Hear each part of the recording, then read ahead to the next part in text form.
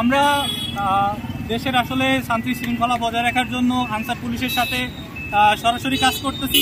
আমি নর্দার্ন ইউনিভার্সিটির একজন শিক্ষার্থী, আমার নাম মোহাম্মদ আজিজ হোসেন, এবং আমাদের সাথে সহযোগিতায় আছে আনসার ব্যাটালিয়নের বাইরে আছেন, আমাদের সার্বিক সহযোগিতা করতেছে। সহযোগিতা কি? হ্যাঁ, আমাদের সহযোগিতা ঠিক আছে, ছাত্রদের সহযোগিতা আছি, আমরাও ছাত্রদের পাশে আছি।